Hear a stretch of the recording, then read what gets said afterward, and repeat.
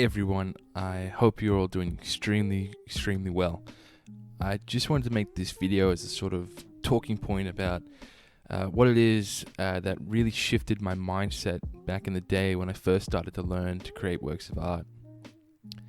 Most of you, or at least some of you, know that I'm predominantly self-taught. I did go to an art school for a year. It was an atelier type of school and went for 5 days a week all year round. Holidays excluded, but other than that, I'm predominantly self-taught.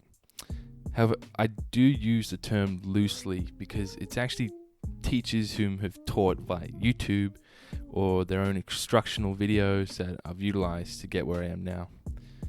And on top of that, being able to reach out to those teachers and get their direct feedback on my work has been such a major asset in progressing my artistic career.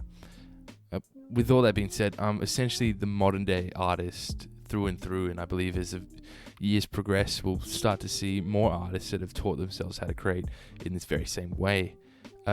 Now, I want to let you know that this way is a lot longer, and the process compared to having an actual master over your shoulder guiding you through the process as you go. But it's the best of those for us that have other responsibilities or financial circumstances, or even geographically speaking, can't get to any sort of school teaches this stuff. But to get to what I want to make my point of in this video is that I learned really early on to not overvalue the work and to value the lessons it teaches us more. This is why, if you've listened to the latest podcast I'm on of the Young People podcast, episode 38, where I said I either succeed at making a painting or I learn. I never fail. That's exactly what I'm talking about here. I learned that if I overvalued the work, I could never look at it objectively, and therefore I could not see what was wrong with it. All I would see is that the work looks bad, I've put too much time into it to let it fail.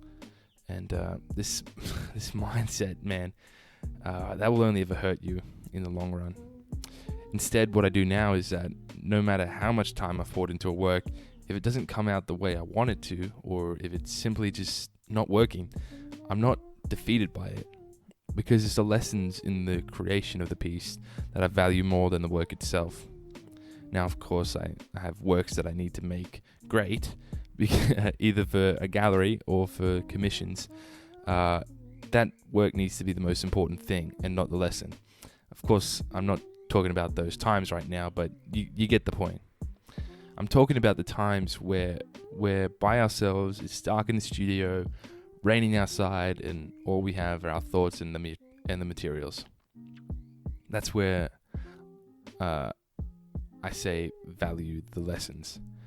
Of course, strive for the best of your capabilities, but don't overjudge yourself and criticize yourself too harshly if it doesn't go the right way. You would have seen in this video, I started off doing a drawing and realized it wasn't working and there was nothing I could do to change that. Instead of getting angry or frustrated about that, I just simply flipped over the paper and started another. Doing this will dramatically increase your performance and progression of your artistic practice tenfold, I promise you.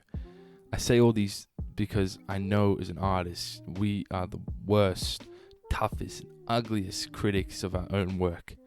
But even our practice, we shift in our mindset over from creating a great work and into valuing every aspect of the process that is learning, then the real nasty voice in our head tends to get a bit quieter and you can think a lot clearer. I hope you found this video helpful. Let me know what your thoughts are, and if you have experiences in this, or if this is something you've learned yourself, either or, leave a comment down below. I'd love to read it and get back to you.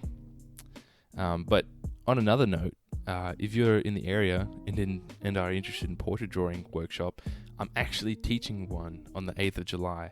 It's a 4-hour class where I'll basically run a crash course to understanding portraiture and how we can translate portraits with charcoal. Link to more info and to that workshop in the description below if you want to check that out. Overall, I just want you guys to take away that to just love yourself, really, first and foremost, and just enjoy the process, which is learning. It's just by nature and default of the world that we live in that, we want everything to be instantaneous, and we want everything to be right now, because everything is instantaneous and everything is right now. Like I can order something halfway around the world and get it in a couple of days, if not the next day. But art and the practice of art is something that takes a lot of time, a lot of time, and a lot of effort. And just be, the fastest way to get through all that is by making mistakes, is by failing, because in those failures we learn the most.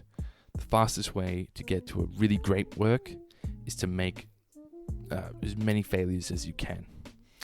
I really believe that failures and crappy works are kind of like your speedometer, and it's how quickly you're gonna get to that. How as many like crappy works as you made is like the speedometer, and based on that is how fast you're gonna get to the great work. So if you think of it in that terms, then just put the pedal to the metal, man, and make as many crappy works as you possibly can. Obviously with the goal in mind of making a great work, but when the failures do happen, just see it as adding a little bit more to that mileage. Other than that, hit the like if you enjoyed the video, subscribe, hit the bell, and I'll see you in the next video.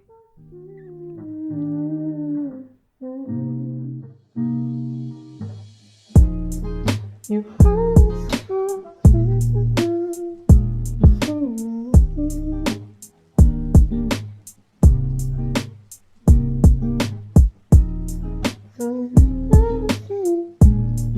to be able to